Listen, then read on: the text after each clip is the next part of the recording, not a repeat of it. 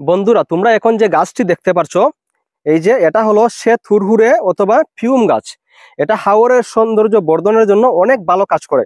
এটা এমনিতেই দেখবেন যে যে কোনো ঝোপঝাড়ে অথবা যেখানে মানুষের চলাফেরা খুবই কম, ওই জায়গাগুলিতে এই গাছগুলা জন্ম নেয়। অত্যন্ত অবহেলিতভাবে এই গাছগুলা হাওরের মধ্যে জন্ম নিয়ে এই যে সুন্দরভাবে ফুল ফুটে আছে। আমি এখান থেকে ইচ্ছা করলে একটি ফুল ছিঁড়তে পারতাম, কিন্তু ছিঁড়বো না।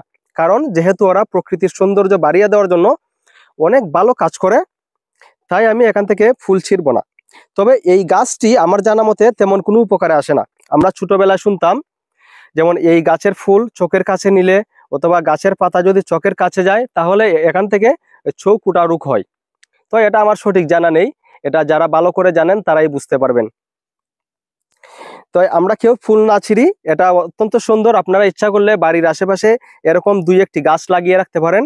এবং দেখেন, এই ক্যামেরাটা সামনে নিয়ে আসো। এই যে গাছের মধ্যে কিন্তু বীজ ধরেছে, এই বীজটা এখনো পরিপক্ক হয়নি। আরো কিছুদিন পর এই বীজগুলা পরিপক্ক হবে।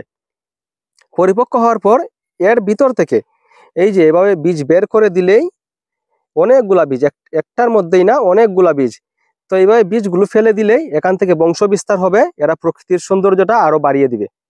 ধন্যবাদ।